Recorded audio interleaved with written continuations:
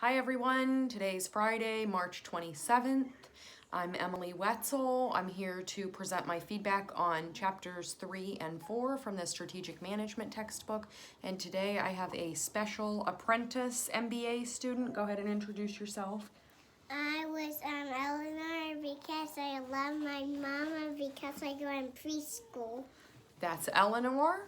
And I've been doing a lot of time here in this sunroom to myself with the doors closed, doing conference calls and recordings. And so today I thought I would invite her to come with me.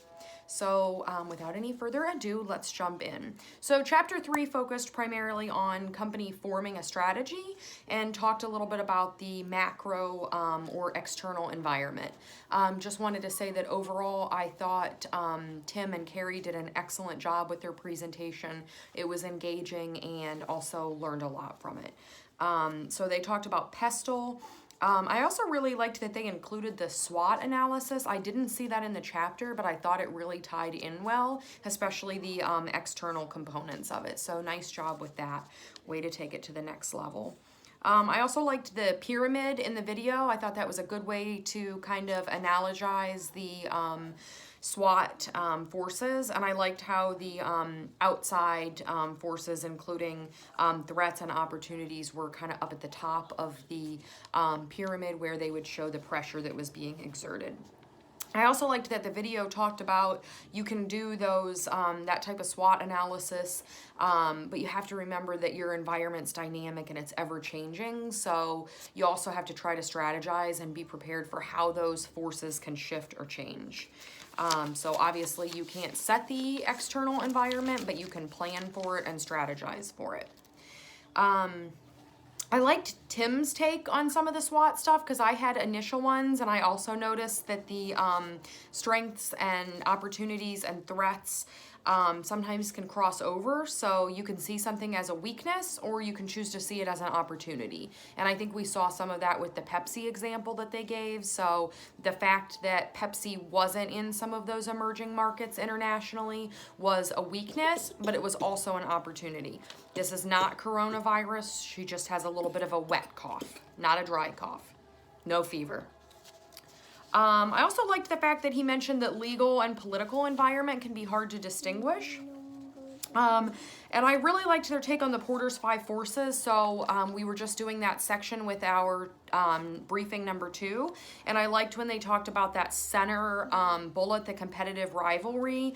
And Tim talked about the fact that that's really, how deep is the industry out there. And so I struggled when we did that Porter's 5 forces. I struggled with that center bullet.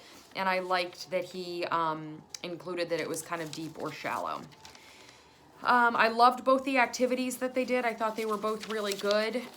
They asked you to do the Pepsi's SWOT, strength, thank you, Ellie. They asked us to do the strengths and opportunities, and so I did, and you'll see on there kind of how mine came out. Some of them were wrong, but a lot of them you see I did those little check marks beside, and I did get those ones right. So nice job on that. I liked that little bit of interactiveness. I liked the second activity too. Oh, Eleanor's helping me pick up here. Thank you. Okay, let's see. Anything else on chapter 3? Sorry, I have some notes here. Is it my turn? Almost. I'm going to have you talk about Chick-fil-A in a second, okay? Okay. 2 seconds more, okay? I also liked the value net that they brought into it. I liked the talk about complementary goods. Thought that's always important. Just getting a notification that the Dow closes with a 915-point plunge. That's awesome. Glad we're in the sunroom and not by Daddy. And I liked the fact that they talked about the iPhone, and iPhone screen is actually made by Samsung. I didn't realize that, but I thought it was really good information. Definitely a good example of a complementary good. Okay, chapter 4 then talked about resources, capabilities, and competitiveness.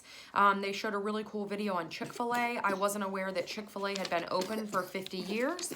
I also thought in the video the 4 ingredient thing was kind of false advertising because the bread alone would have more than 4 ingredients in it, but that's okay. Ellie, what do you think of Chick-fil-A? I eat chicken nuggets and french fries because those are my favorite, and I eat no tacos. My brother and my dad eat tacos, and my mama, because I love chicken nuggets and French fries and potatoes and bacon and waffles. Those are her favorites. And she also loves Chick-fil-A's Play Place. So that's something that's on their competitive strength list, because they have a clean Play Place that's geared towards younger kids like her. So way to go, Chick-fil-A, on that. They talked about the fact that they have limited menu offerings. They haven't changed a lot through history. They have a really well-established customer value and a 97% order accuracy. So that was awesome. I know I'm a little bit over on time, so I'm gonna speed it up a little. I thought it was interesting on Chick-fil-A that they have mostly single owner restaurants. I thought that was probably really good for the consumer, but maybe bad for the owner, since you can't really probably earn as much profit as you can with some of the other ones, or maybe they're so busy that you still are. That'd be an interesting study. Competitive strength comes down to using your strengths and monopolizing them and trying to hide your weaknesses, and also to exploiting your rivals' weaknesses. So good job there. And then last thing for chapter 4, I liked the Porter video. I liked his take on competition.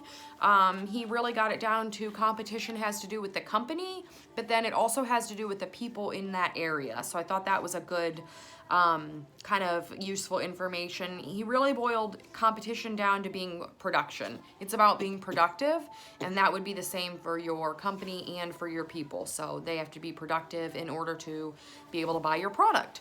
Other than that, I will be honest, the Porter video kind of lost me on the tie-in to the chapter, other than that kind of section at the beginning. But thought both presenter groups were really good overall, really enjoyed the material, thought it's pretty riveting stuff, and ties into our projects that we're doing this week. So I hope everybody's well, and thank you for watching. Say bye, Ellie. Bye.